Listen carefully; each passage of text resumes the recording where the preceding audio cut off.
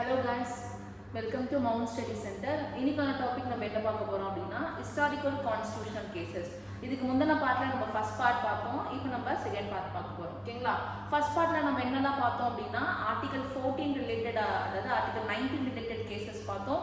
21 related cases பார்த்தோம். Reservation cases பார்த்தோம்.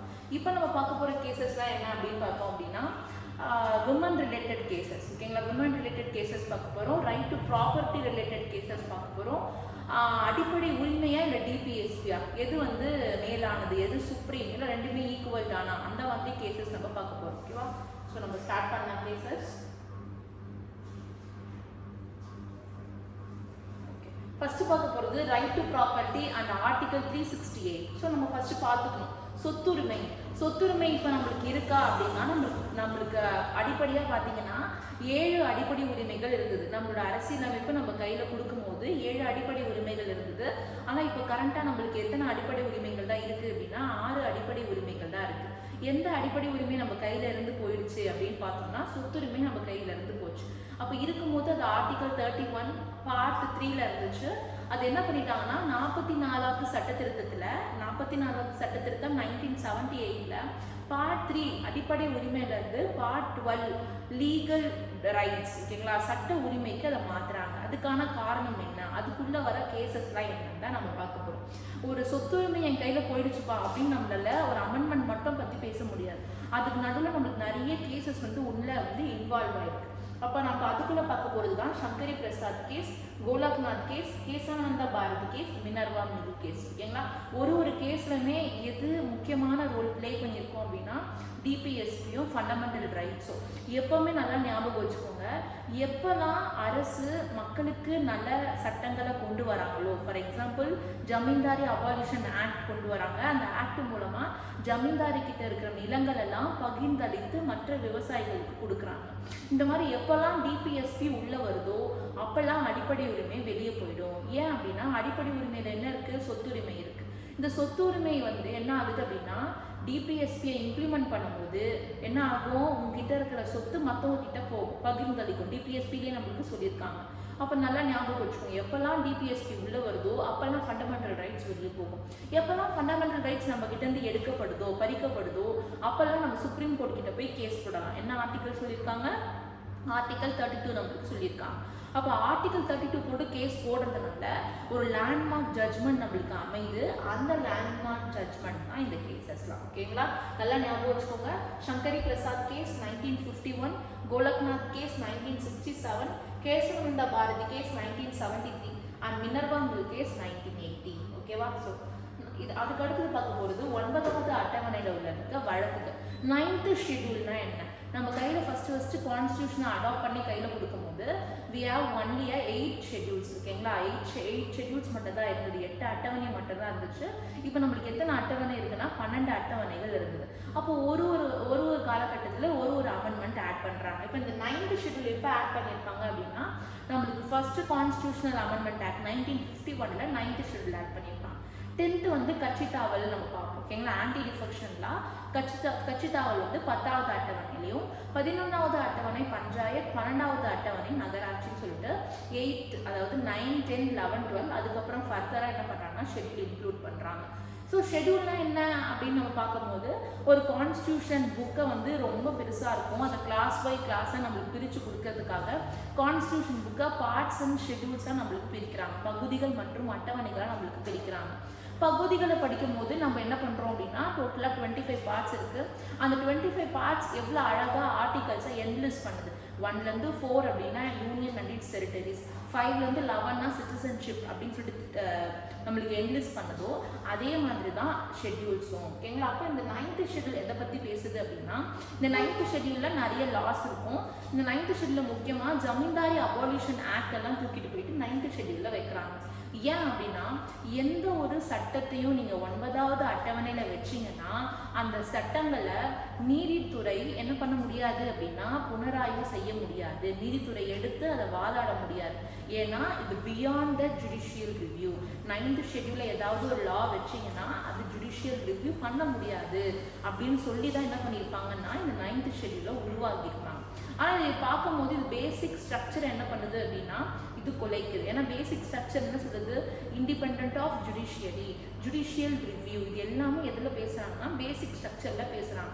அப்போ பேசிக் ஸ்ட்ரக்சர் இது என்ன பண்ணுதுன்னா குலைக்குது. அப்போ பின்னாடி வர வாமன் ராவ் கேஸில் என்ன சொல்லியிருப்பாங்கன்னா, இந்த மாதிரி நீங்கள் எல்லா சட்டங்களையும் 9th ஷெட்யூலில் வைக்கிறதன் மூலமாக அடிப்படை உரிமையை வந்து நீங்கள் மீற முடியாது.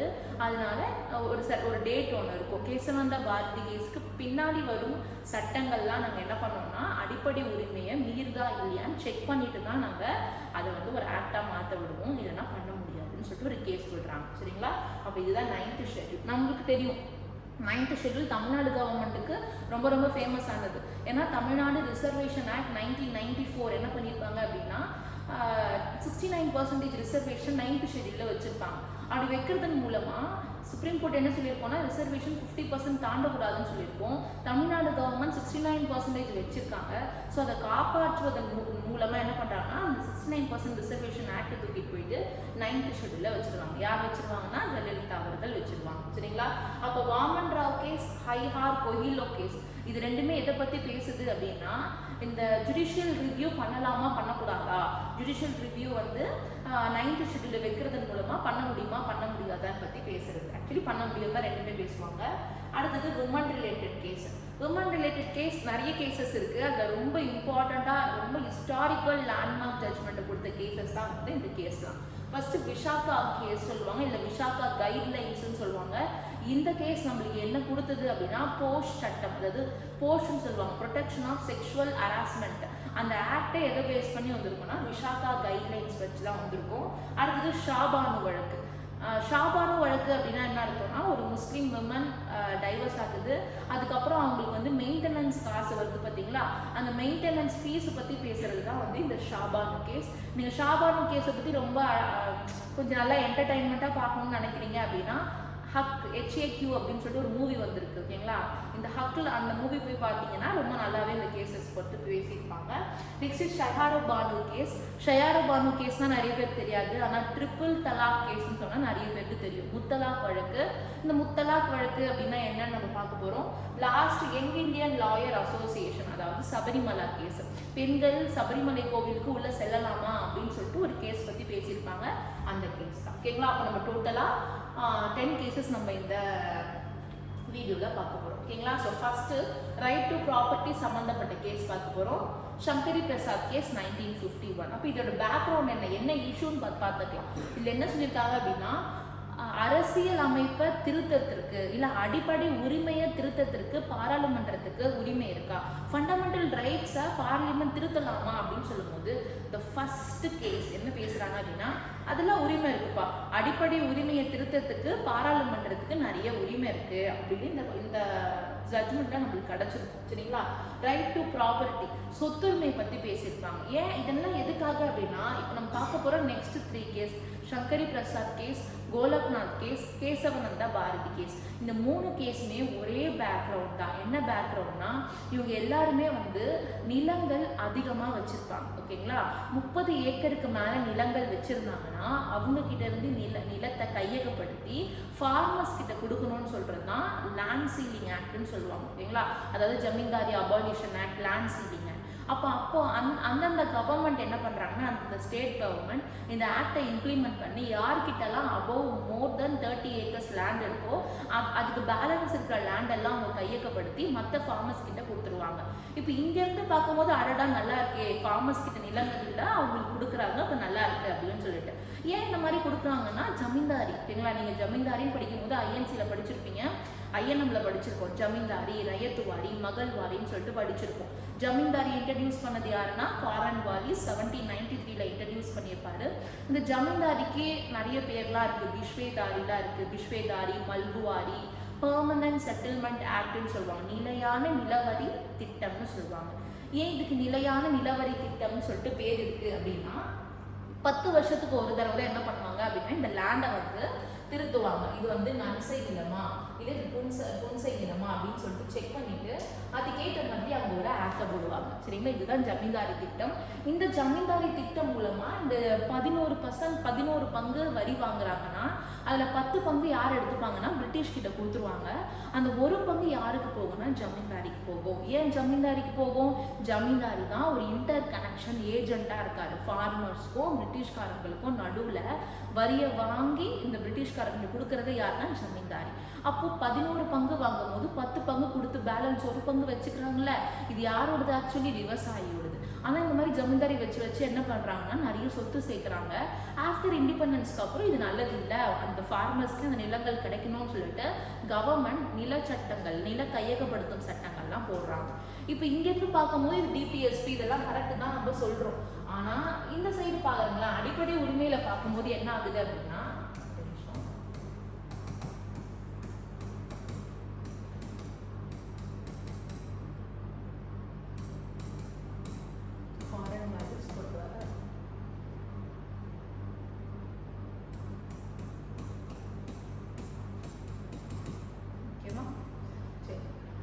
ஓகே, டிபிஎஸ்பியில் பார்க்கும்போது இது கரெக்டாக இருக்கும். ஆனால் அடிப்படை உரிமையை பார்க்கும்போது இது சொத்துரிமையை மீறுற மாதிரி இருக்குது. அப்போ என்ன பண்ணுறாங்கன்னா ஒரு கேஸாக நடக்குது. இப்போ நம்ம சங்கரி பிரசாத் வழக்கில் போகலாம்.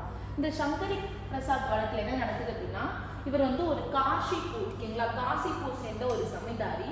இவரோட நிலங்கள்லாம் என்ன பண்ணுறாங்கன்னா, அந்த காசிப்பூரில் இருக்கிற ஏரியாவில் இருக்கிற ஸ்டேட் கவர்மெண்ட் என்ன செய்கிறாங்க அப்படின்னா, அந்த நிலத்தெல்லாம் வந்து கையகப்படுத்துறாங்க.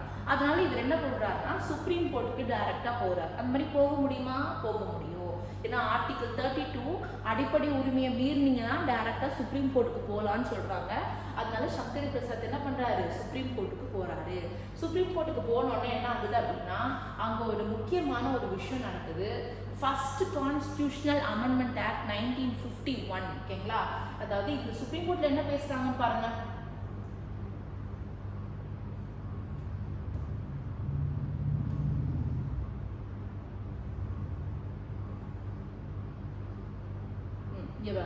சங்கரி பிரசாத் ஆர்கியூட் தட், முக்கியமான விஷயம், இந்த கேஸ் ஃபர்ஸ்ட் அமெண்ட்மெண்ட் ஆக்டுக்கு முன்னாடி வருதா இல்லை பின்னாடி வருதான்னு தெரிஞ்சுக்கணும். ஓகேவா, இந்த கேஸ் போட்டதுக்கு அப்புறம் அமெண்ட்மெண்ட் ஆக்ட் வரல.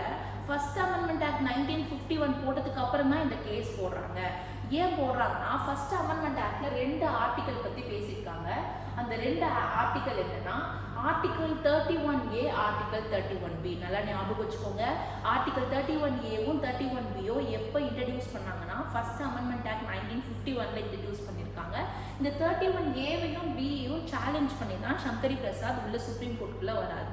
அப்போ 31A என்ன அப்படின்னா, no land acquisition law would be deemed on the ground that it violated the fundamental rights. அடிப்படை உரிமையை மீற எந்த சட்டங்களும் செல்லாது, ஓகேங்களா, செல்லாதுன்னு நம்ம என்ன பண்ண முடியாது, சொல்லக்கூடாது அப்படின்னு சொல்றாங்க. பொதுவாக என்ன அர்த்தம்? அடிப்படை உரிமையை மீற சட்டங்கள் செல்லாதுப்பா அப்படின்னு சுப்ரீம் கோர்ட் சொல்லி நீங்க கேள்விப்பட்டிருப்பீங்க. அந்த மாதிரி சுப்ரீம் கோர்ட் சொல்லவே கூடாது. எதெல்லாம் வந்து நாங்கள் லேண்ட் அக்யூசேஷன் லான்னு சொல்லுவாங்க, நிலத்தை கையகப்படுத்தும் சட்டங்கள் எதெல்லாம் நாங்கள் போடுறோம் அப்படின்னா அதெல்லாம் நீங்கள் என்ன பண்ணக்கூடாது, அடிப்படை உரிமையை மீறுதுப்பா அப்படின்னு சொல்லிட்டு அந்த சட்டங்களை நீங்கள் வாய்டு பண்ணக்கூடாது, செல்லாதுன்னு சொல்லக்கூடாதுன்னு சொல்கிறாங்க. சொன்னதோட சொல்கிற ஞாபகம் வச்சுக்கோங்க. ஆர்டிகல் 31A, ஆர்டிகல் 31B ரெண்டுமே என்ன பண்ணுறாங்கன்னா ஃபர்ஸ்ட் அமெண்ட்மெண்ட் ஆக்டில் இன்சர்ட் பண்ணுறாங்க. 31A என்ன சொல்லுதுன்னா, ஒரு ஸ்டேட் கவர்மெண்ட் நில கையகப்படுத்தும் சட்டங்களை கொண்டு வரும்போது அது அடிப்படை உரிமையை மீறுதுன்னு சொல்லிட்டு அந்த சட்டங்களை நீங்கள் என்ன பண்ணக்கூடாது, செல்லாதுன்னு சொல்லக்கூடாது, அது நீதிமன்றத்துக்கு உரிமை இல்லைன்னு 31A சொல்லுது. 31B என்ன சொல்லுதுன்னா, இந்த 31B தான் 9th ஷெட்யூலில் உள்ள கொண்டு வருது. ஏதாவது சட்டங்கள் இல்லை இயற்றிய சட்டங்கள் ஏதாவது 9th ஷெட்யூலில் வச்சுட்டிங்கன்னா அந்த சட்டங்களை நீதிமன்றத்தால் என்ன பண்ண முடியாதுன்னா ஜுடிஷியல் ரிவ்யூ போட முடியாது, அதாவது கேஸ் எடுத்து நடத்த முடியாதுன்னு சொல்கிறது தான் ஆர்டிகல் 31B. இப்போ சங்கரி பிரசாத் கேஸ் சங்கரி பிரசாத் என்ன பண்ணுறாங்கன்னா, இந்த ஃபர்ஸ்ட் அமெண்ட்மெண்ட் பார்த்து இந்த 2 ஆர்டிகல் பார்த்து ரொம்ப டென்ஷன் ஆகிடுறாரு. இந்த மாதிரி எப்படி சொல்லலாம், ஒரு நீதிமன்றத்தையே என்ன பண்ணுறீங்க, அவங்க ஹேண்ட்ஸையே கண்ட்ரோல் பண்ணுறீங்க, ஒரு பேசிக் ஸ்ட்ரக்சரையே நீங்கள் மாற்றுறீங்க, ஜுடிஷியல் ரிவ்யூ நீங்கள் எப்படி சொல்லலாம்னு சொல்லிட்டு இந்த அமெண்ட்மெண்ட் ஆக்டை தான் அவர் சேலஞ்ச் பண்ணுறாரு. ஓகேங்களா, இது கொடுத்துருக்காங்க பாருங்க.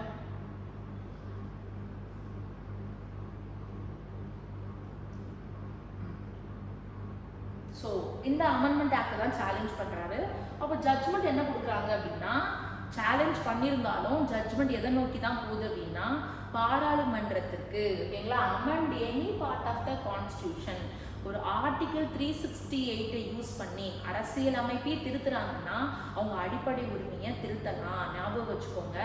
ஆர்டிகல் 13ல பார்ட் 2 என்ன சொல்லுது அப்படின்னா, ஜுடிஷியல் ரிவ்யூ எப்போ பண்ணலாம் அப்படின்னா, ஏதாவது அடிப்படை உரிமையை மீறிச்சுன்னா அப்போ நம்ம ஜுடிஷியல் ரிவ்யூ பண்ணலாம்னு சொல்லுது.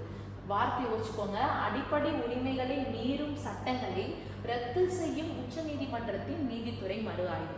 இந்த ஆர்டிகல் 13 பார்ட் 2 ஒரு ஆர்டினரி லா பற்றி பேசுதா இல்லை கான்ஸ்டியூஷனல் அமெண்ட்மெண்ட் லா பற்றி பேசுதான்னா ஒரு ஆர்டினரி லா பற்றி தான் பேசுது. ஆனால் இவங்க என்ன பண்ணுறாங்கன்னா ஆர்டிகல் 368 யூஸ் பண்ணி தான் திருத்துறாங்க. ஸோ ஆர்டிகல் 368 யூஸ் பண்ணி திருத்துற எந்த சட்டங்களையும் ஆர்டிகல் 13 பார்ட் 2 வச்சு ஜுடிஷியல் ரிவ்யூ செய்ய முடியாது. அப்போ இங்கே என்ன சொல்கிறாங்க, இந்த இடத்துல ஒரு வார்த்தை ஒன்று சொல்கிறாங்க.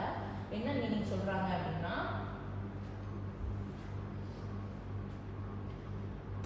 law not equal to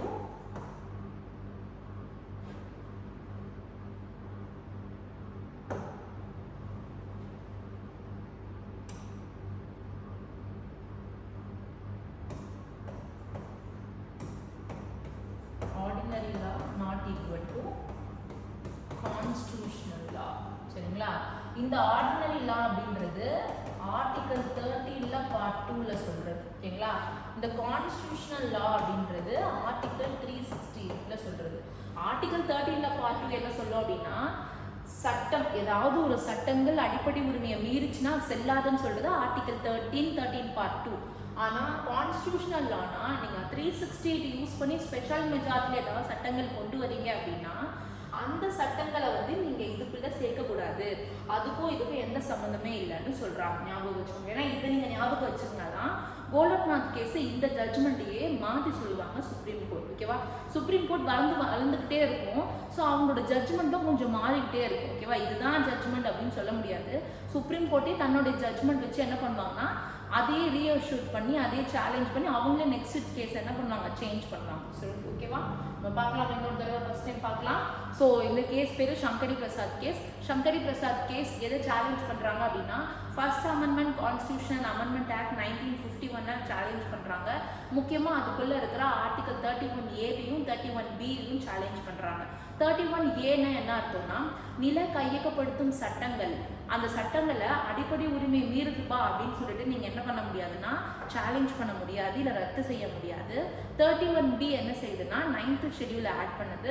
ஏதாவது சட்டங்கள் நீங்கள் 9th ஷெட்யூலில் வச்சிங்கன்னா அது ஜுடிஷியல் ரிவ்யூ பண்ண முடியாது அப்படின்னு சொல்லியிருக்காங்க. இதை எதிர்த்து நம்ம சங்கரி பிரசாத் கேஸ் போடுறாரு. இதோட ஜட்ஜ்மெண்ட் என்ன நடக்குது அப்படின்னா, நீங்கள் சொல்கிற ஜுடிஷியல் ரிவ்யூவில் இருக்கிற லாவும் இந்த லாவும் ஒன்றும் இல்லை. அது ஆர்டினரி லா, இது அமெண்ட்மெண்ட் லா. ஆர்டினரி லாவில் இருக்கிற அடிப்படை உரிமை மீறினா தான் பிரச்சனை. ஆனால் ஆர்டிகல் 368 படி அடிப்படை உரிமையை திருத்தலாம் அப்படின்னு ஜட்ஜ்மெண்ட் நம்மளுக்கு கொடுக்குறாங்க. ஓகேங்களா? ஸோ இந்த கேஸ் நம்மளுக்கு முடியுது. இந்த கேஸோட இம்பேக்ட் என்ன ஆகுது அப்படின்னா, இருக்கிற ஆர்டிகல் வச்சு தான் நீங்கள் இவ்வளோ பேசுறீங்க, சொத்துரிமை இருக்கிறத வச்சு தானே பேசுறீங்க அப்படின்னு சொல்லிட்டு பின்னாடி. ஓகேங்களா? இப்போ இல்லை 44th அமெண்ட்மெண்ட் என்ன செய்கிறாங்க அப்படின்னா, ஆர்டிகல் 19(1)ல 4, அதாவது சொத்துரிமை பற்றி பேசியிருக்கோம். ஆர்டிகல் 31 இது ரெண்டுத்தையும் என்ன பண்ணிடுறாங்கன்னா நீக்கிடுறாங்க. ஆர்டிகல் 31 தூக்கிட்டு போயிட்டு பார்ட் 12, அதாவது ஆர்டிகல் 300A தூக்கிட்டு போய் வச்சிடுறாங்க. 300A என்ன அர்த்தம்னா சட்ட உரிமைன்னு சொல்லுவாங்க. ஸோ இதில் வச்சா இது அடிப்படை உரிமையில் நார்மல் உரிமை தான் சொல்கிறாங்க. இது 44வது சட்ட திருத்தம் மூலமாக தான் இதை எடுத்துகிட்டு வந்திருப்பாங்க. சரிங்களா? நெக்ஸ்ட் போகலாமா? Next Golaknath case. Same background தான்ப்பா. இதுவும் அவங்களோட நிலத்தை கையகப்படுத்துறாங்க. அதை எதிர்த்து என்ன பண்றாங்க அப்படின்னா 32 சேலஞ்ச் பண்ணி சுப்ரீம் கோர்ட்டுக்கு போறாங்க. ஆனா இதுல என்னன்னா பஞ்சாப்ல இருக்காங்க. கோலக்நாத் கேஸ் எது சம்மந்தப்பட்டது அப்படின்னா பஞ்சாப். ஸோ பஞ்சாப்ல ஒரு சட்டம் போடுறாங்க. என்ன சட்டம் போடுறாங்கன்னா 1930ல பஞ்சாப் லேண்ட் டென்யூர். இந்த டென்யூர் என்ன அப்படின்னா, யார்கிட்டலாம் 30 ஏக்கருக்கு மேலே நிலங்கள் இருக்கோ அந்த 30 ஏக்கர் நிலங்கள் மட்டும்தான் உச்சவரம்பு, அதுக்கு மேலே இருக்கிறதெல்லாம் கவர்மெண்ட் எடுத்துப்பாங்கன்னு சொல்கிறாங்க. அப்போ இந்த கோலக்நாத் இருக்காரு பார்த்தீங்களா, இந்த கோலக்நாத் கிட்டத்தட்ட எத்தனை ஏக்கர் இருந்துச்சு அப்படின்னா 500 ஏக்கர் கையில் வச்சுருந்தாங்க. அப்போ கோலக்நாத் அவரோட பிரதர் 2 பேர் இருக்காங்க. அப்போ ஆளுக்கு 30 ஏக்கர் கொடுத்து 60 ஏக்கர் கொடுத்துட்டு பேலன்ஸ் இருக்கிற என்ன பண்ணுறாங்க 460 ஏக்கரை யார் 440 ஏக்கரை யார் எடுத்துக்கிறாங்கன்னா கவர்மெண்ட் எடுத்து ஃபார்மர்ஸ் கிட்ட கொடுத்துட்றாங்க. ஓகேங்களா? இதை எடுத்து ஆர்டிகல் 32 படி என்ன பண்றாங்கன்னா பஞ்சாப் கவர்மெண்ட் கிட்ட இந்த கேஸ் போகுது. ஓகேங்களா? பஞ்சாப் கவர்மெண்ட் பண்றாங்க. ஸோ பஞ்சாப் கவர்மெண்ட் எடுத்து சுப்ரீம் கோர்ட்டுக்கு யார் போறாங்கன்னா நம்ம கோலக்நாத் போறாரு. ஓகே, இப்போ இந்த ஆக்ட் என்ன பண்ணிடுறாங்கன்னா உஷாரா 17th கான்ஸ்டிடியூஷனல் அமெண்ட்மெண்ட் ஆக்ட் 1964ல இந்த ஆக்ட் தூக்கிட்டு வந்து இங்க வச்சிடுறாங்க. ஓகேவா? அப்போ இந்த அமெண்ட்மெண்ட் ஆக்ட் என்ன செய்யுதுன்னா இந்த ஆக்டை 9th ஷெட்யூல தூக்கிட்டு போய் வச்சிருது. 9th ஷெட்யூல வைக்கிறதுனால என்ன பண்ண முடியாது, ஜுடிஷியல் ரிவ்யூ பண்ண முடியாது. அது திருப்பியும் என்ன பண்றாங்கன்னா இவர் எடுத்துட்டு வந்து இது மாதிரி சொல்லலாமா, இது ஜுடிஷியல் ரிவ்யூவை மீறுற மாதிரி இருக்கு, பேசிக் ஸ்ட்ரக்சரே மீறுற மாதிரி இருக்குன்ற மாதிரி சொல்லலாமா அப்படின்னு சொல்லும் போது ஸோ சுப்ரீம் கோர்ட் ஜட்ஜ்மெண்ட் பார்க்குறாங்க. ஓகேங்களா? சுப்ரீம் கோர்ட் ஜட்ஜ்மெண்ட் பார்க்கும்போது என்ன சொல்றாங்கன்னா ஒரு முக்கியமான தீர்ப்பு சொல்றாங்க.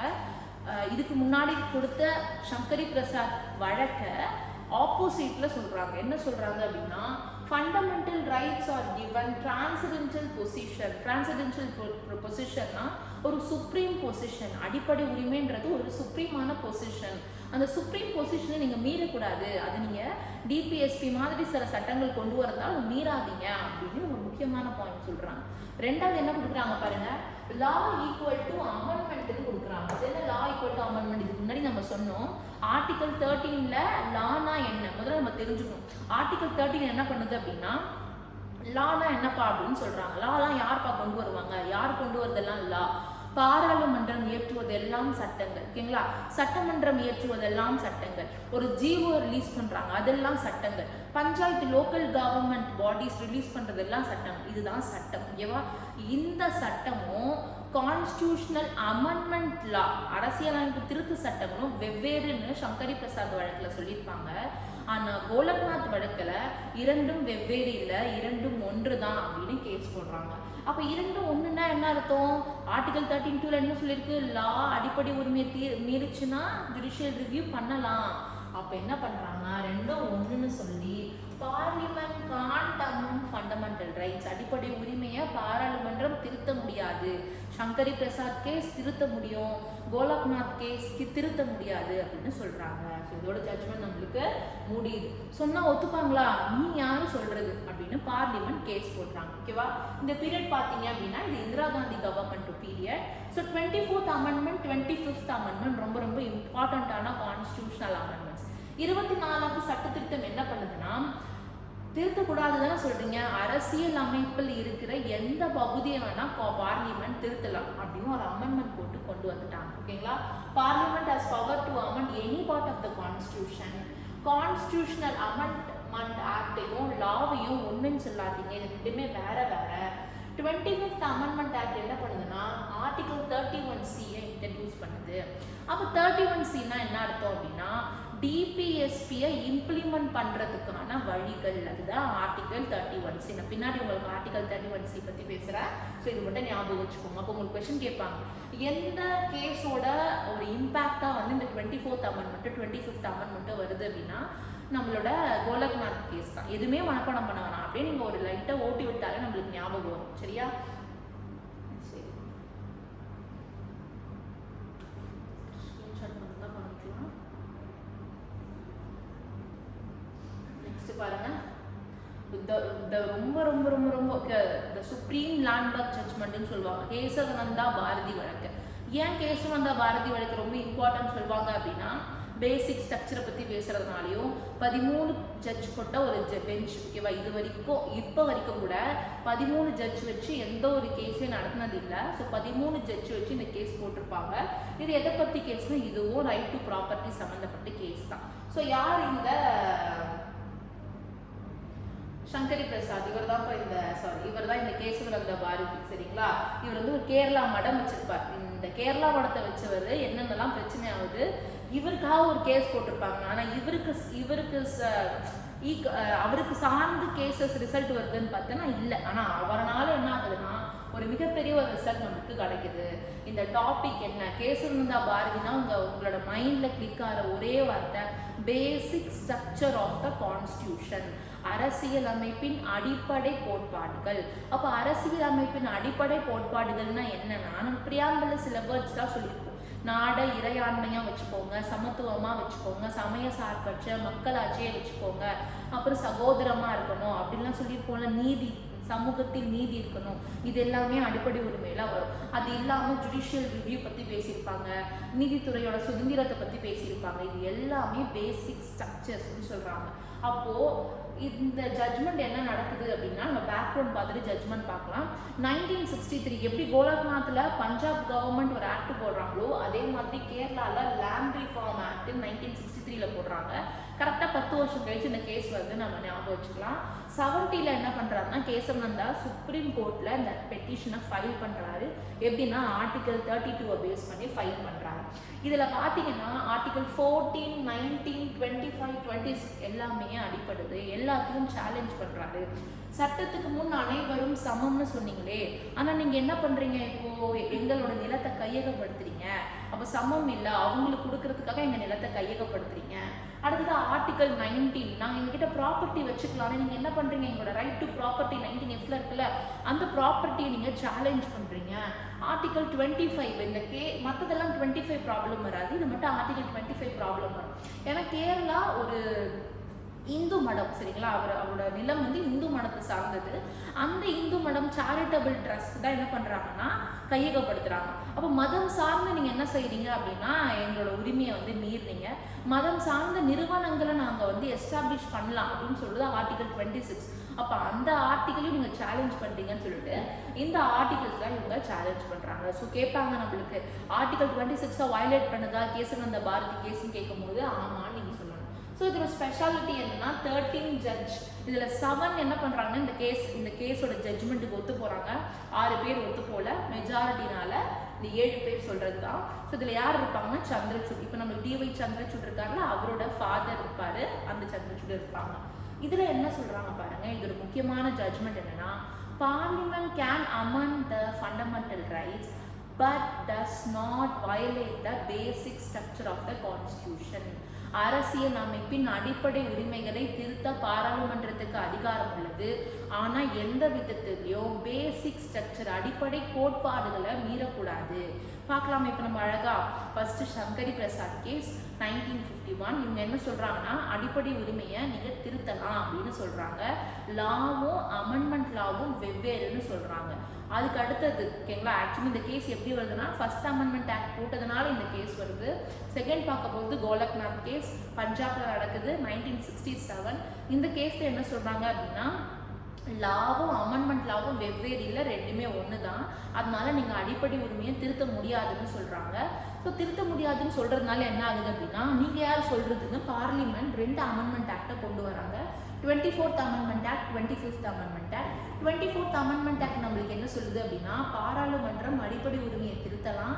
25th அமெண்ட்மெண்ட் ஆக்ட் நம்மளுக்கு என்ன சொல்லுதுன்னா ஆர்டிகல் 31C இன்வால்வ் பண்ணுது. ஆர்டிகல் 31Cனா டிபிஎஸ்பியை இம்ப்ளிமெண்ட் பண்ணுறதுக்கான வழிகள் ஓகேங்களா. டிபிஎஸ்பியை இம்ப்ளிமெண்ட் பண்ணுறதுக்கான வழிகள். மூணாவது கேசவநந்த பாரதி கேஸ். இந்த கேசவநந்த பாரதி கேஸ் கேரளா சம்மந்தப்பட்டது. இதில் அடிப்படை உரிமையை திருத்தலாம், பேசிக் ஸ்ட்ரக்சரை மாற்றாமல் திருத்தணும் அப்படின்னு சொல்கிறாங்க. ஸோ புரியுதா? அதனால தான் நான் உங்களுக்கு ஒரே கேஸை ஒன்றா கொடுக்குறேன் ஓகேங்களா. மாற்றி மாற்றி நீங்கள் கேசஸை படிக்கும்போது வருஷத்தை பேஸ் பண்ணி நீங்கள் கேசஸ் படிக்கக்கூடாது. எப்பவுமே என்னென்ன டாபிக் ரிலேட்டடாக தான் கேசஸ் படிக்கணும், அப்போ தான் அதோட கண்டினியூவேஷன் கரெக்டாக இருக்கும். சரிங்களா? சரி பாருங்க, பேசிக் ஸ்ட்ரக்சர்ல என்னென்ன கொடுத்துருக்காங்க பாருங்க. அடிப்படை கட்டமைப்பு, சட்டத்தின் ஆட்சி. சட்டத்தின் ஆட்சி என்னது? ஏவி டைசி சொல்லியிருப்பாரு. என்ன சொல்லியிருப்பாரு ஏவி டைசி நம்மளுக்கு?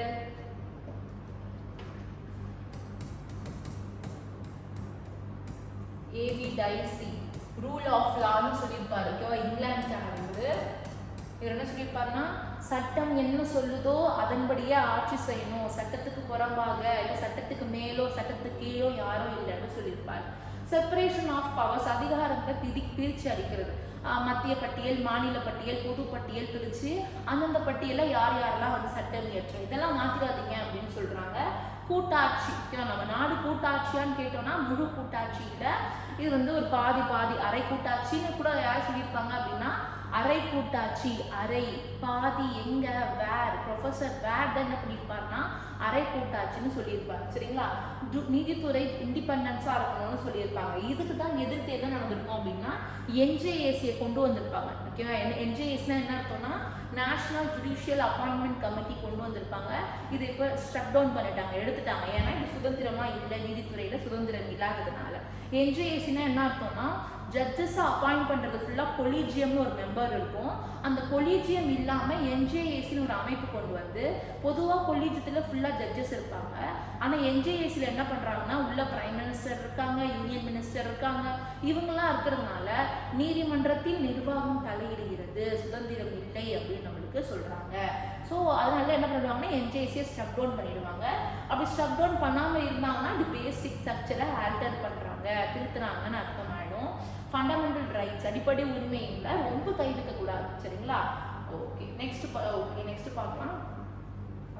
கேசவந்த பாரதியோட இம்பாக்ட் நம்ம அழகா பார்த்துட்டு இருக்கோம். ஃபர்ஸ்ட் கேஸ் ஃபர்ஸ்ட் அமெண்ட்மெண்ட்னால வந்த இம்பாக்ட் தான் ஃபர்ஸ்ட் கேஸ்.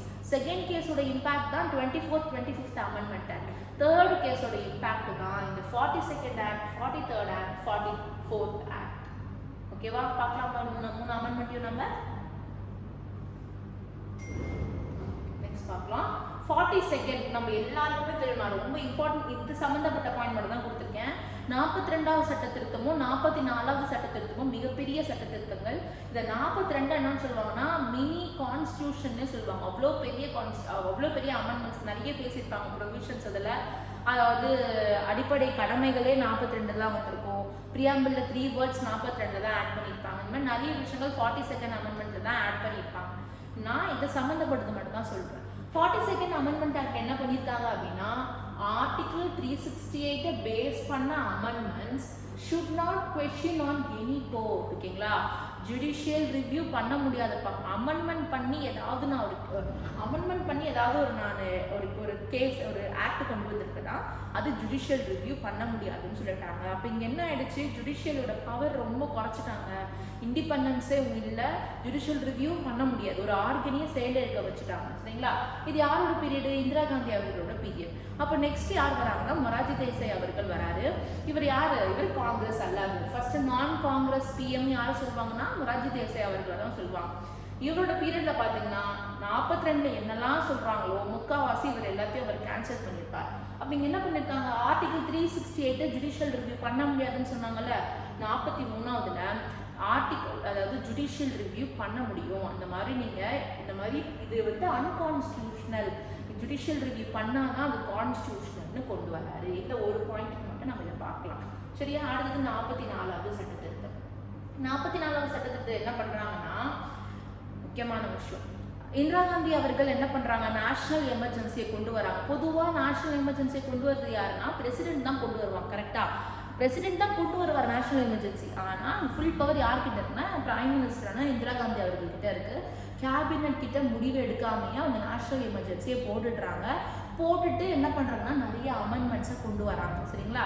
அப்போ மொரார்ஜி தேசாய் பீரியட்ல என்ன பண்றாங்கன்னா இந்த மாதிரி திருப்பி எதுவும் நடந்துக்கூடாதனால ஒரு நேஷனல் எமர்ஜென்சியை அப்ரூவ் பண்ணணும்னா அதுக்கு முன்னாடி கேபினட் கிட்ட நீங்க அப்ரூவல் வாங்கணும், ரிட்டன் டாக்குமெண்ட்ல அப்ரூவல் வாங்கணும். அப்பதான் நேஷனல் எமர்ஜென்சியை உங்களால அப்ரூவல் பண்ண முடியும்.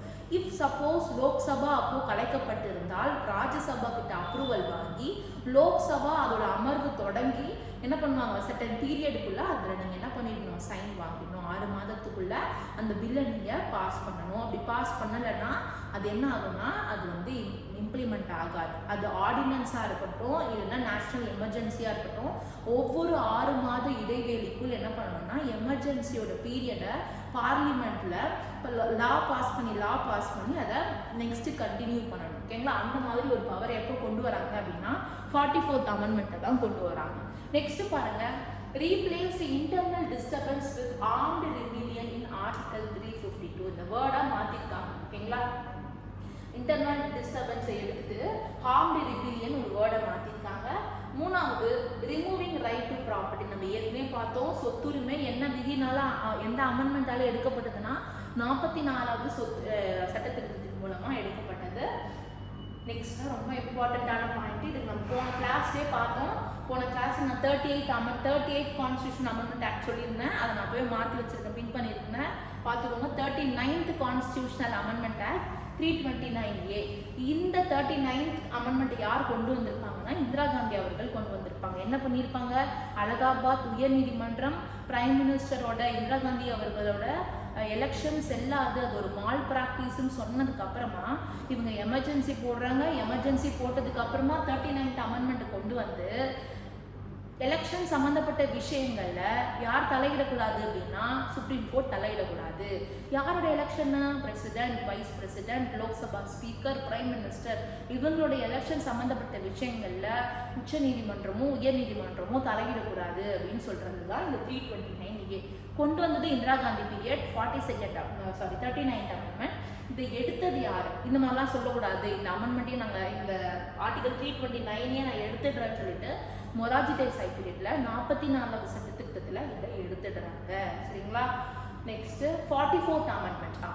42nd அமெண்ட்மெண்ட்ல என்ன பண்ணியிருக்காங்கன்னா லோக்சபாவோட காலம் ஓகேங்களா 6 வருஷமா எக்ஸ்டெண்ட் பண்ணி வச்சிருப்பாங்க. எப்பவுமே 5 years தான் இருந்தது.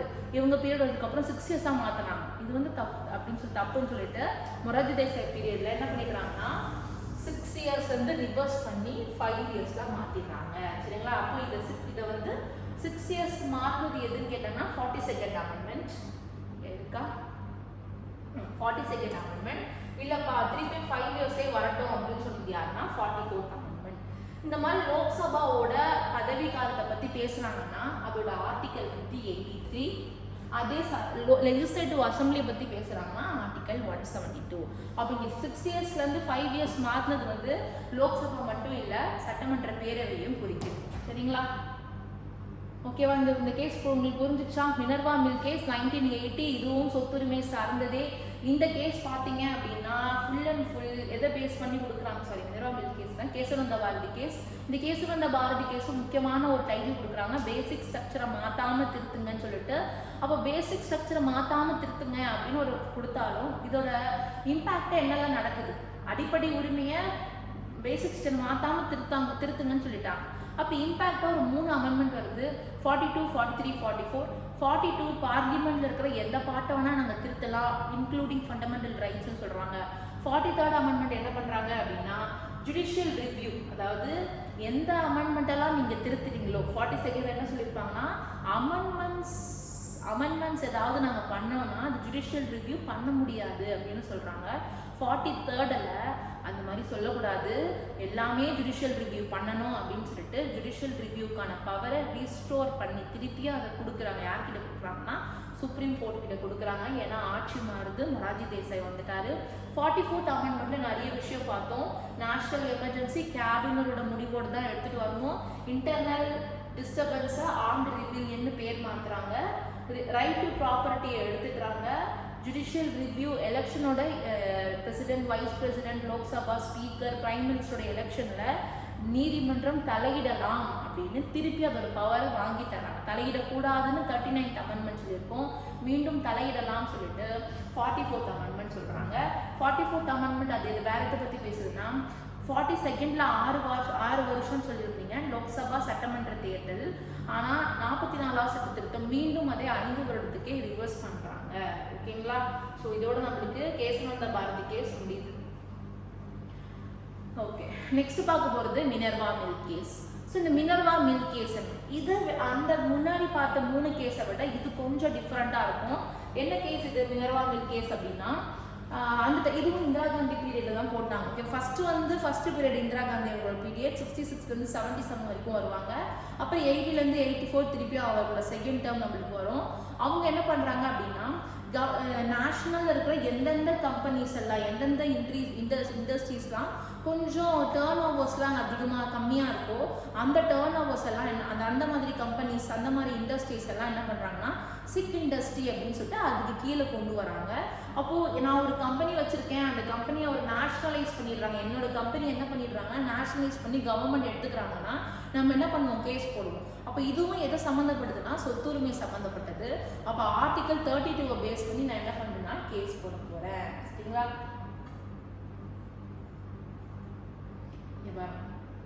ஸோ 31C ஆர்டிகல் 368 என்னது 31Cனா என்ன அர்த்தம்? டிபிஎஸ்பியை இம்ப்ளிமெண்ட் பண்ணுறதுக்காக ஓகேங்களா நிறைய சட்டங்களை கொண்டு வரது தான் 31C. 368 சட்ட திருத்தம் பற்றி பேசுறது. A textile venture called Minerva ஓகேவா, மினர்வா மில்லுன்னு ஒரு மில் இருக்குது கர்நாடகாவில். அந்த மில்ல என்ன செய்கிறாங்கன்னா ரொம்ப சிக்காக இருக்குது, அந்தளவுக்கு டேர்ன் ஓவர் வரலன்னு சொல்லிட்டு அதை சிக் டெக்ஸ்டைல் அண்டர்டேக்கிங் ஆக்ட் 1974 கீழே இந்த மில்லை கீழே தூக்கிட்டு வந்துடுறாங்க. அதுக்கு கீழே வந்துடுது, நேஷ்னலைஸ் பண்ணிடுறாங்க. அதனால் பெட்டிஷனர் என்ன செய்கிறாரு அப்படின்னா சண்டை போடுறாரு ஆர்டிகல் 32 பேஸ் பண்ணி. ப்ளஸ் இவர் வேற ஒரு அமெண்ட்மெண்ட்டையும் அவர் என்ன பண்ணுறாருன்னா சண்டை போடுறாரு, சேலஞ்ச் பண்ணுறாரு. என்ன அமெண்ட்மெண்ட் படிங்க, 42வது சட்ட திருத்தத்தில் இருக்கிற செக்ஷன் 4 and 55 சேலஞ்ச் பண்ணுறாரு. அப்படி என்ன பாருக்கு செக்ஷன் 4லையும் செக்ஷன் 55லேயும் இருக்குது அப்படின்னா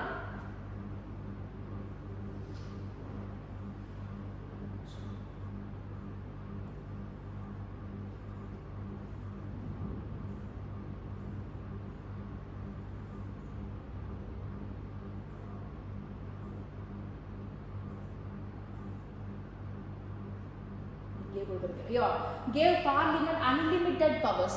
ஒரு பாராளுமன்றம் அடிப்படை உரிமையை திருத்தலாம் நம்மளுக்கு தெரியும். கேசவனந்தா பாரதி கேஸை பேசிக் ஸ்ட்ரக்சர் திருத்தாமல் பண்ணுங்கன்னு கூட சொல்லிட்டாங்க. ஆனால் என்ன பண்ணிட்டாங்கன்னா டாக்டரினை சேஞ்ச் பண்ணாமல் சொன்னதுக்கப்புறம் 42 கொண்டு வந்தாங்களே, அதில் என்ன செஞ்சுட்டாங்கன்னா முக்கியமாக 2 விஷயம் பேசியிருக்காங்க. ஜுடிஷியல் ரிவ்யூவை கூட அவங்க ரிமூவ் பண்ணலாமா, சரிங்களா? அதே மாதிரி அன்லிமிட்டெட் பவர் என்ன வேணால் சட்ட திருத்தம் பண்ணலாம் அப்படின்னு. இப்போ அதெல்லாம் பண்ணதுனால தானே அவங்க இந்த நேஷ்னலைஸ்லாம் பண்ணியிருக்காங்க. அப்போ செக்ஷன் 4 and 55 சேலஞ்ச் பண்ணுறாங்க. அதாவது அன்லிமிட்டெட் பவர், ஒரு சட்ட திருத்தத்தை எப்படி வேணால் எந்த அதிகாரத்தில் வேணால் அவங்க திருத்தலாம் அப்படின்ற ஒரு அதிகாரத்தை என்ன பண்ணுறாங்க இவங்க சேலஞ்ச் பண்ணுறாங்க. இந்த கேஸ் பேர் மினர்வா மில் கேஸ் 1980 வந்துச்சு. இப்போ இதோட இஷ்யூ இந்த மாதிரி 42nd அமெண்ட்மெண்ட்டில் இருக்கிற மாதிரி நம்ம சேலஞ்ச் பண்ணலாமா, அதாவது 42nd அமெண்ட்மெண்ட்டில் இருக்கிற மாதிரி இவ்வளோ அன்லிமிட்டெட் பவர்ஸ் ஒரு பார்லிமெண்ட்டுக்கு இருக்கலாமா அப்படின்னு ஒரு விஷயம் கேட்குறாங்க. ரெண்டாவது, அடிப்படை உரிமை தான் பெரிய பெரிய விஷயம், அதுதானே எல்லாத்தையும் விட மேலே இருக்கணும், ஏன்னா அதுதான் அரசியலமைப்பில் இருக்கிறது. ஆனால் இந்த இடத்துல பார்த்தீங்கன்னா டிபிஎஸ்பி தான் மேலே இருக்குது. எப்பவுமே அடிப்படை உரிமை மேலே இருக்கும், டிபிஎஸ்பி கீழே இருக்கும் இத்தனை கேஸில். அதுக்கப்புறம் ஈக்குவலாக இருக்கணும் அப்படின்னு சொல்லிட்டு இருந்தாங்க, அதுக்கு இம்ப்ளிமெண்ட் பண்ணலை. ஆனால் இந்த இடத்துல என்ன ஆகுதுன்னா டிபிஎஸ்பி மேலே போய் அடிப்படை உரிமை கீழே வந்துருச்சு. இது கரெக்டா? அப்போ இது அன்கான்ஸ்டியூஷனல் இல்லையா அப்படின்னு நம்ம கிட்ட சேலஞ்ச் பண்ணுறாங்க சுப்ரீம் கோர்ட் கிட்ட. அப்போ சுப்ரீம் கோர்ட் ஜட்ஜ்மெண்ட் ஒன்று முக்கியமான ஜட்ஜ்மெண்ட் சொல்கிறாங்க. இந்த வார்த்தை வந்தாலே நிறைய தடவை இந்த வார்த்தை கொடுத்துருப்பாங்க. இந்த லைனை கொடுத்துட்டு எந்த கேஸ் இது கொடுத்தாங்கன்னு கேட்பாங்க. பெட்ராக் பேலன்ஸ்ன்னு சொல்லுவாங்க. பெட்ராக் பேலன்ஸ்னா அடிப்படை உரிமையும் டிபிஎஸ்பியும் சமம், ஓகேவா? ஒன்றுத்துக்கு ஒன்று மேலே இல்லை. இதுவும் இது ரெண்டுமே என்ன பண்ணுறாங்கன்னா மக்களோட நல்ல ஆட்சியும் மக்களோட உரிமையும் கொடுக்குறது. ஸோ ஒன்றுத்துக்கு ஒன்று கீழேயும் இல்லை மேலேயும் இல்லை, ரெண்டுமே பெட்ராக் பேலன்ஸில் இருக்குது அப்படின்னு ஒரு வேர்டை கொடுத்ததே மினர்வா மில் கேஸ் தான். நம்ம அப்படியே கொஞ்சம் கொஞ்சமாக பார்க்கலாமா? ஃபஸ்ட்டு பார்த்தா சங்கரி பிரசாத் கேஸில் அடிப்படை உரிமை தான் பெருசு, ஓகேங்களா? அடிப்படை உரிமையை திருத்த முடியும். ஆக்சுவலி ஃபர்ஸ்ட் கேஸில் டிபிஎஸ்பி தான் பெருசுன்னு வந்திருக்கும், அடிப்படை உரிமையை திருத்த முடியும்னு வந்திருக்கும். ரெண்டாவது கேஸில் கோலக்நாத் கேஸில் இல்லைப்பா அடிப்படை உரிமை தான்ப்பா கெத்து, டிபிஎஸ்பியை விட அடிப்படை உரிமை தான் சுப்ரீமில் இருக்குது, அதனால அடிப்படை உரிமையை திருத்த முடியாதுன்னு சொல்லியிருப்பாங்க. கேசவனந்தா பாரதி கேஸில் என்ன சொல்லியிருப்பாங்கன்னா அடிப்படை உரிமையை திருத்தலாம், ஆனால் பேசிக் ஸ்ட்ரக்சரை மாற்றாமல் திருத்துங்கன்னு சொல்லியிருப்பாங்க. மினர்வா மில் கேஸில் ஃபண்டமெண்டல் ரைட்ஸும் டிபிஎஸ்பியும் பெட்ராக் பேலன்ஸில் இருக்குது, ஸோ ஒன்றுத்தை விட ஒன்று பெருசு இல்லை அப்படின்னு சொல்லியிருக்காங்க. அதுக்கு அடுத்தது 31C அன்கான்ஸ்டியூஷனல்னு சொல்கிறாங்க. ஏன் அன்கான்ஸ்டியூஷனல்னு சொல்கிறாங்க? டிபிஎஸ்பியை செயல்படுத்துவதற்காக ஏதாவது சட்டங்களை வச்சுருந்தாங்கன்னா அந்த சட்டங்களை பாதுகாக்கிறது தான் 31C. இந்த தடவை சொல்கிறேன், டிபிஎஸ்பியை டைரக்டாக இம்ப்ளிமெண்ட் பண்ண முடியாது, ஏன்னா டிபிஎஸ்பி இஸ் நாட் என்ஃபோர்ஸபிள். அதனால அதாவது டிபிஎஸ்பியில் இருக்க சில விஷயங்கள்லாம் எனக்கு வரலப்பா அப்படின்னு நீங்கள் சுப்ரீம் கோர்ட்டில் போய் கேட்க முடியாது, ஏன்னா அது என்னது நீதிமன்றத்தால் நிலைநாட்ட முடியாது. அப்போ இதை எடுத்துகிட்டு வர்றதுக்காக நிறைய சட்டங்கள் கொண்டு வராங்க. அந்த எடுத்துகிட்டு வர சட்டங்களை பாதுகாக்கிறது எதுனா 31C. அந்த 31Cயே அன்கான்ஸ்டியூஷனல்னு சொல்கிறாங்க மினர்வா மில் கேஸில். Third point, judicial review. 42வது சட்டத்திட்டம்னு சொல்கிற செக்ஷன் 4 55 சொல்கிற ஜுடிஷியல் ரிவ்யூவை பார்லிமெண்ட்டால் ரிமூவ் பண்ண முடியாது, ஏன்னா judicial review is a integral part of the constitution, அரசியல் அமைப்பின் உள்ளடங்கிய பகுதி அப்படின்னு சொல்கிறாங்க. ஓகேவா? இதோட இந்த கேசஸ் புரியுது. Next Waman Rao case. அடுத்தது வர ஐஹார் கோகிலோ கேஸ். ரெண்டுமே ஒன்று தான். என்ன பேசுறாங்கன்னு நம்ம பார்க்கலாம். வாமன் ராவ் கேஸ் அப்படின்னு நீங்கள் படிக்கிறீங்க அப்படின்னா, வாமன் ராவ் கேஸ் என்ன பேசுகிறாங்கன்னா, அடிக்கடி ஏதாவது ஒரு சட்டங்களை கொண்டு வந்து அடிப்படை உரிமை மீற மாதிரி சட்டங்களை கொண்டு வந்து 9th ஷெட்யூலில் வச்சுக்கிறீங்க. 9th ஷெட்யூல் கேட்டால் 9th ஷெட்யூலில் ஜுடிஷியல் ரிவ்யூ பண்ண முடியாதுன்னு சொல்கிறீங்க.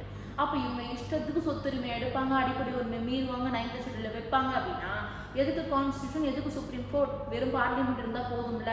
அதனால இது என்ன அப்படின்னு சொல்லிட்டு கேட்டு இந்த வாமன் வராங்க. ஸோ வாமன் ராவில் என்ன நடக்குது அப்படின்னா, எந்தெந்த ஷெட்யூல்லாம் ஓகேவா, டாக்ட்ரின் ஆஃப் ப்ராஸ்பெக்டிவ், இந்த டாக்ட்ரின் படிச்சுக்கணும். நிறைய டாக்ட்ரின்ஸ் இருக்குது. டாக்ட்ரின் ஆஃப் எக்லிப்ஸ் நிறைய டாக்ட்ரின்ஸ் இருக்குது. Doctrine of prospective overruling, அதாவது இந்த கேஸ் 1980 தான் போடுறோம். ஆனால் இதுக்கு முந்தின வருஷத்துல இருந்து 24th April 1973 இருந்து வர கேசஸ் எல்லாமே ஜுடிஷியல் ரிவ்யூ பண்ணலாம்னு சொல்றது. ஓகேவா, இன்னைக்கு போடுற கேஸுக்கு ஒரு 7 வருஷம் முன்னாடி போட்ட கேஸில் நாங்கள் என்ன பண்ணலாம், ஜுடிஷியல் ரிவ்யூ பண்ணலாம்னு சொல்றது தான் ப்ராஸ்பெக்டிவ் ஓவர் ரூல்னு சொல்லுவாங்க. அப்போ இந்த ஜட்ஜ்மெண்ட் என்ன சொல்றாங்கன்னா, the court declared that all the laws placed under, அதாவது 9th ஷெட்யூல்ல இருக்கிற எல்லா லாவுமே கேசவந்த பாரதி கேஸ்க்கு முன்னாடி போட்டிருந்தீங்கன்னா அது ஜுடிஷியல் ரிவ்யூ பண்ண வேணாம். ஆனால் கேசவந்த பாரதி கேஸ்க்கு அடுத்து வர சட்டங்கள் எல்லாத்தையுமே ஜுடிஷியல் ரிவ்யூ பண்ணணும். ஏன்னா கேசவந்த பாரதி கேஸில் டாக்ட்ரின் பேசிக் ஸ்ட்ரக்சரை மாற்றாமல் திருத்துங்கன்னு சொல்லியிருக்காங்க. அதனால நாங்கள் அந்த டேட்டை ஞாபகம் வச்சுக்கிறோம். 24th April 1973 9th ஷெட்யூலில் இருக்கிற எந்த கேஸாக இருந்தாலும் அதுக்கு முன்னாடி இருந்தால் ஓகே, அதை நாங்கள் அடிப்படை உரிமை வயலேட் ஆகுதுன்னா சொல்லிட்டு எதுவும் சொல்ல மாட்டோம்.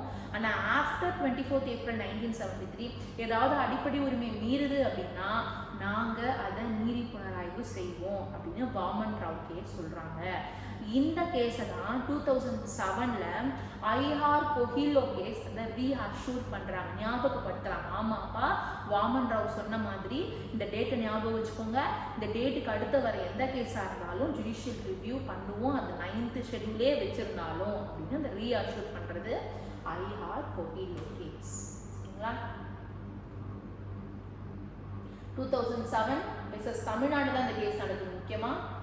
ஸோ இங்கே பாருங்கள், every law must be tested under 24th April 1973 அப்புறம் வர எந்த சட்டமாக இருந்தாலும் 14, 19, 21 ஆகிய விதிகளை மீறுதா அப்படின்னு நாங்கள் செக் பண்ணுவோம். அது மட்டும் இல்லாமல் நாங்கள் வாமன் ராவோட கேசஸ்லாம் நடக்கிற ஜட்ஜ்மெண்ட்டை நாங்கள் ரீஅஷ்யூர் ஞாபகப்படுத்துகிறோம் அப்படின்னு சொல்கிறாங்க. ஸோ இதோட நம்மளுக்கு என்ன முடிஞ்சிருச்சுன்னா ப்ராப்பர்ட்டி ரைட்ஸ் நம்மளுக்கு முடியுது. ஓகேங்களா, இது நல்லா புரிஞ்சாதான் உங்களுக்கு இந்த கேசஸ் கன்ஃபியூஷன் ஆகாது. நெக்ஸ்ட் பார்க்க போகிறது விமன் ரிலேட்டட் கேசஸ் பார்க்க போகிறோம்.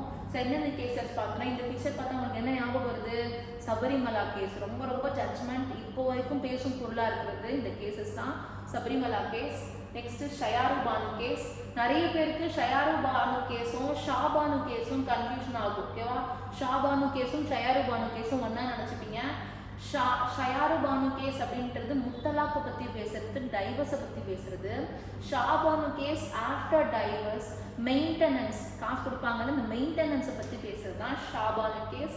அடுத்தது போஷ் ஆக்ட்னா என்னது, விஷாகா கைட்லைன்ஸை பற்றி படிக்கிறது. சரி பார்க்கலாமா, நம்ம இவங்க தான் Shah Bano.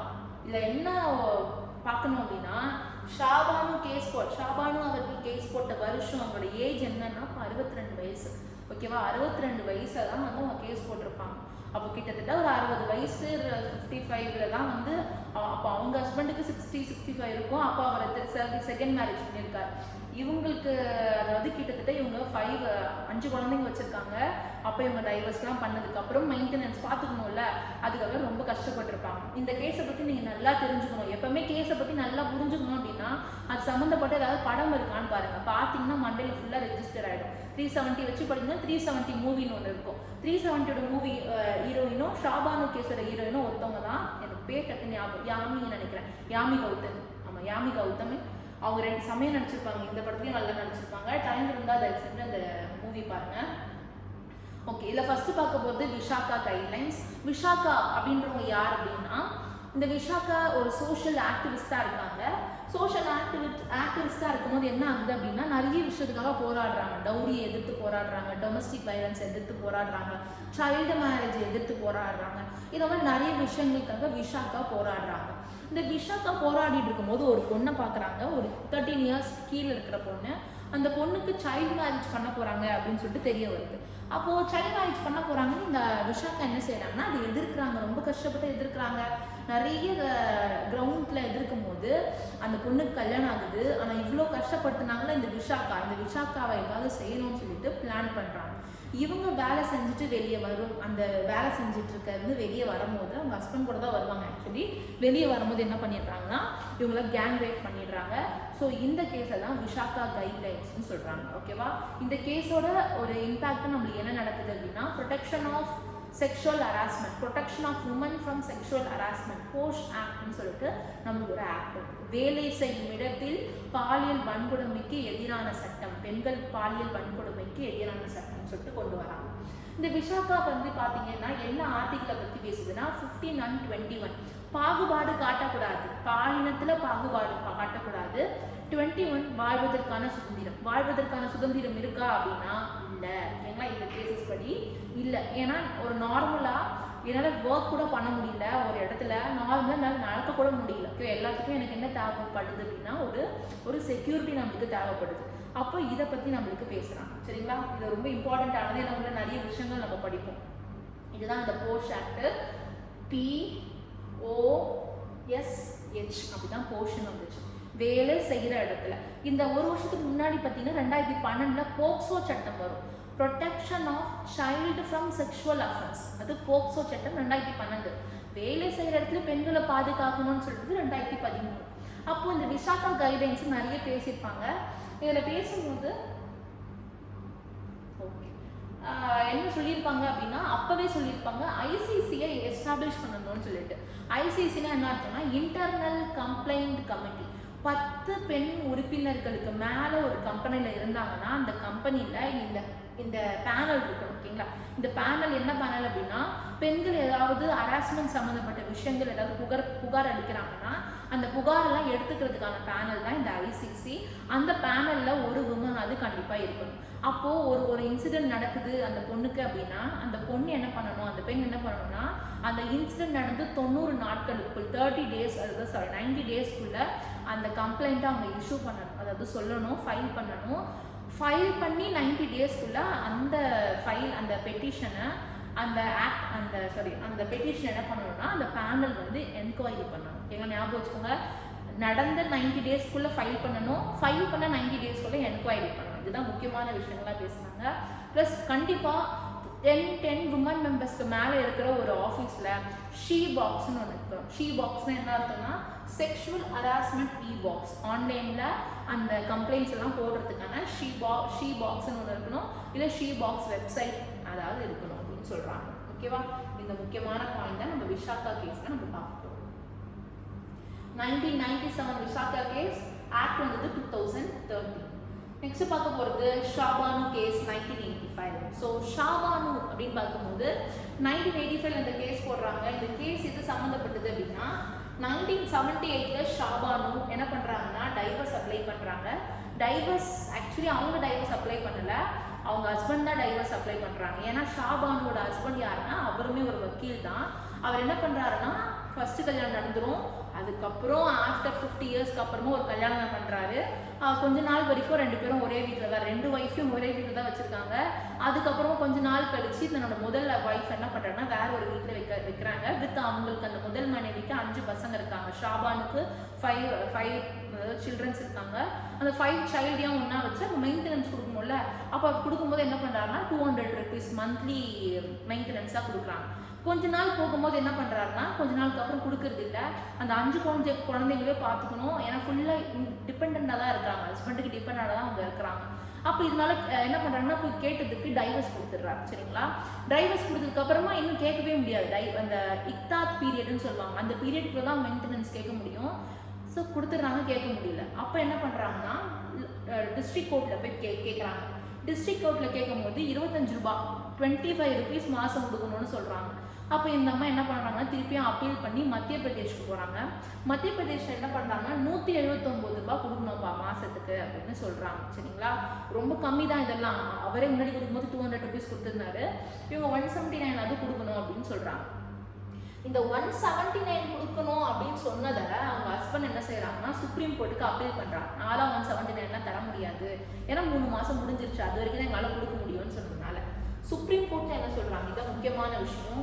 According to section 125 of சிஆர்பிசினா கிரிமினல் ப்ரொசீஜர் கோட், இந்த குற்றவியல் சட்டத்தின் மூலம் 125 செக்ஷன் என்ன சொல்லுது அப்படின்னா, maintenance should be given for wife, பெண்களுக்கு என்ன கொடுக்கணும், அவங்க மனைவிகளுக்கு மெயின்டெனன்ஸ் கொடுக்கணும் அப்படின்னு சொல்றது தான் செக்ஷன் 125. ஒரு டைவர்ஸ்டு உமன், ஒரு முஸ்லீம் உமன் வைஃப், அவங்க வந்து டிபெண்டாக ஒருத்தவங்க இருக்கிறாங்க அப்படின்னா கண்டிப்பாக அவங்க இதாத் பீரியட் தாண்டியும் என்ன கொடுக்கணும் அப்படின்னா அவங்களுக்கு மெயின்டெனன்ஸ் கொடுக்கணும். இதாத் பீரியட்னா என்ன, நான் ட்ரிபிள் தலாக் வழக்கில் சொல்ல வேண்டியது நான் இப்பயே சொல்கிறேன், கவனிச்சுக்கோங்க. இதாத் பீரியட்னா என்ன அப்படின்னா 3 தடவை தலாக் சொல்லுவாங்க, நீங்கள் கேள்விப்பட்டிருப்பீங்க. நம்ம என்ன நினச்சிட்டு போனால் தலாக் தலாக் தலாக் 3 டைம் அட் அ டைம் சொல்லுவாங்க நம்ம நினச்சிட்டு இருக்கோம். அது இல்லை. ஃபஸ்ட்டு 2 பேருக்கும் டைவர்ஸ் ஆகுது அப்படின்னு ஹஸ்பண்ட் நினைக்கிறாரு அப்படின்னா முதல் தடவை ஒரு தலாக் சொல்வார், 30 நாள் கேப் இருக்கும், திருப்பி ஒரு தலாக் சொல்வார், 30 days கேப், திருப்பி ஒரு தலாக் சொல்வார், 30 days கேப்.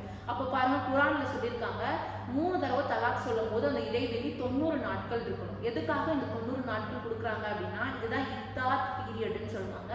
இந்த 90 days இப்போ அவங்க ஒய்ஃப் சப்போஸ் இந்த 90 daysக்குள்ள ப்ரெக்னென்ட் ஆகிட்டாங்க அப்படின்னா, ப்ரெக்னென்ட் இருக்குதுன்னு தெரிய வந்ததுன்னா கண்டிப்பாக தலாக் கொடுக்கக்கூடாது. ரெண்டாவது விஷயம் எதுக்காக கொடுக்குறாங்கன்னா, இந்த தலாக் பீரியட்ல அவங்க 2 பேருக்கும் திருப்பி அந்த சுமூகமான உறவு வரலாம். கவுன்சிலிங் கொடுக்குறாங்களே, ஃபேமிலி கவுன்சிலிங், அந்த மாதிரி சுமூகமாக உறவு வரலாம்னு சொல்லிட்டு இந்த பீரியட் தராங்க. இந்த பீரியட்குள்ளே தான் இந்த பீரியட்குள்ளே தான் நான் காசு கொடுப்பேன்னு சொல்கிறது அவரோட ஹஸ்பண்டோட வாதமாக இருக்குது. இந்த சிஆர்பிசி என்ன சொல்லுதுன்னா, ஆஃப்டர் இதாத் பீரியட் 90 daysக்கு அப்புறம் கூட அவங்க வந்து டிபெண்ட்டாக இருக்கிறாங்க அப்படின்னா கண்டிப்பாக அவங்களுக்கு மெயின்டெனன்ஸ் தரணும்னு ஜட்ஜ்மெண்ட் சொல்லுது. அது மட்டும் இல்லாமல் இந்த ஜட்ஜ்மெண்ட் ஒரு முக்கியமான ஒரு விஷயத்துக்கு கொஸ்டின் கேட்குறாங்க, ஏன் இப்போ வரைக்கும் நீங்கள் யூசிசியை ப்ராக்டிஸ் பண்ணலை ஒரு கவர்மெண்ட்னு கேட்குறாங்க. யூசிசினா என்ன இருக்குன்னா யூனிஃபார்ம் சிவில் கோட், பொதுவான சிவில் சட்டம்னு சொல்லுவோம். ஒரு நாட்டில் எந்த இடத்துல கொலை செஞ்சாலும் எந்த இடத்துல கொள்ளை அடித்தாலும் ஒரே பனிஷ்மெண்ட் தான் இருக்கும். அதுதான் கிரிமினல் லான்னு சொல்லுவோம், பொதுவான கிரிமினல் லா, கிரிமினல் சட்டம்னு சொல்லுவோம். ஆனால் ஒரு நாட்டில் முஸ்லீம்களுக்கு தனி சட்டம், அதாவது கல்யாணத்தில் சொத்துரிமையில், கிறிஸ்டினுக்கு தனி சட்டம், இந்துஸ்க்கு தனி சட்டம், ஷரியத் லான்னு சொல்லுவோம், இந்து மேரேஜ் லான்னு சொல்லுவோம். அது மாதிரி தனித்தனியாக ஆக்ட் இருக்குது. அப்போ என்ன பண்ண முடியலன்னா இது யூனிஃபார்மாக கொண்டு வர முடியல. அதுக்கான காரணம் என்னன்னா மதம் சார்ந்த உரிமைகள் 25, 26 எல்லாம் அடிப்படும் கரெக்டாக, அதனால பெரிய ப்ராப்ளம் வரும்னு சொல்லிட்டு யூசிசியை கொண்டு வர முடியல. ஸோ இங்கே என்ன பண்ணுறாங்க, ஏன் நீங்கள் கொண்டு வரல, இது கொண்டு வந்திருந்தீங்கன்னா நம்ம என்ன பண்ணியிருக்கலாம், இதில் அழகாக பேசியிருக்கலாம் அப்படின்னு சொல்லிட்டு பேசியிருக்காங்க. இதில் என்ன விஷயம் அப்படின்னா, சுப்ரீம் கோர்ட் ஜட்ஜ்மெண்ட்டை அப்படியே மீறுறாங்க அடுத்த வர ராஜீவ் காந்தி கவர்மெண்ட். ஏன்னா இந்த பீரியட் கிட்டத்தட்ட எப்போ வருது, 1985 பீரியடு. ஸோ ராஜீவ் காந்தி கவர்மெண்ட்டாக இருக்கும்போது இந்த கேஸ் வருது. இந்த கேஸ் கொடுத்தோன்னா முஸ்லீம் சைடில் 2ஆக பிரிகிறாங்க. ஆமாப்பா அவங்க கேட்டு நம்ம காசு கொடுக்கலான்னு சொல்கிறவங்களும், இன்னொரு சைடு நீங்கள் எப்படி எங்களோட மதம் சார்ந்து நிர்வகிக்கிற உரிமையில நீங்கள் கை வைக்கலாம் அப்படின்னு ஒன் சைடு பிரிகிறாங்க. அப்போ இது உள்ள இருக்கிற இந்தியன் முஸ்லீம் அசோசியேஷன் உள்ள வந்து நிறைய ப்ராப்ளம்ஸ் வருது. ஸோ ராஜீவ் காந்தி என்ன செய்கிறாங்கன்னா ஜட்ஜ்மெண்ட்டையே மாத்துறாரு. ஓகேவா, இப்போ என்ன ஒரு ஆக்ட் கொண்டு வராரு. எப்பவுமே சுப்ரீம் கோர்ட் ஜட்ஜ்மெண்ட்டை மாற்றுவாங்க, எப்படி மாற்றுவாங்க, அமெண்ட்மெண்ட் பண்ணி தான் மாற்றுவாங்க, ஆக்ட் போட்டு மாற்றினது இல்லை. ஃபர்ஸ்ட் டைம் ஆக்ட் போட்டு Muslim women protection of rights of divorce act 1986 போட்டு என்ன சொல்கிறாங்கன்னா, இதாத் பீரியடுக்குள்ள வரைக்கும் தான் மெயின்டெனன்ஸ் கொடுக்க முடியும், ஆஃப்டர் 90 days மெயின்டெனன்ஸ் கொடுக்க முடியாது அப்படின்னு சொல்கிறாங்க. இது எடுத்துருங்க, இது வேண்டாம், தெரியாமல் வந்துச்சு. இதாத் பீரியட்குள்ள வரைக்கும் தான் மெயின்டெனன்ஸ் கொடுக்க முடியும். சுப்ரீம் கோர்ட் ஈவன் ஆஃப்டர் இதாத் பீரியட், ஆனால் ராஜீவ் காந்தியோட இந்த ஆக்ட் என்ன வருது அப்படின்னா 90 daysக்குள்ளே தான் வந்து மெயின்டெனன்ஸ் கொடுக்க முடியும்னு சொல்கிறாங்க. சரிங்களா, இதுதான் ஷாபான் கேஸ் 1985. ட்ரிபிள் தலாக், இதுதான் நான் 3 தடவை தலாக் சொல்கிறது. ஓகேவா, ரெண்டு வகையாக இருக்குப்பா. தலாக்னா ஒரு மென், அதாவது ஒரு ஹஸ்பண்ட் ஒய்ஃப்க்கு சொல்கிறது. குலாஸ், ஓகேவா, குலாஸ்னா என்ன இருக்கும்னா ஒரு வைஃப் அவங்க ஹஸ்பண்டுக்கு சொல்றது. இதுக்கு நம்ம கேள்விப்பட்டிருக்கோம், ஹஸ்பண்ட் தான் மென்னுக்கு ஹஸ்பண்ட் தான் உமனுக்கு சொல்லுவாங்க அப்படின்னு சொல்லி நம்ம கேள்விப்பட்டிருக்கோம். தலாக் வந்து ஹஸ்பண்ட் டு வைஃப், ஆனால் குலாஸ் அப்படின்றது வைஃப் கிட்ட இருந்து ஹஸ்பண்ட் சொல்றது.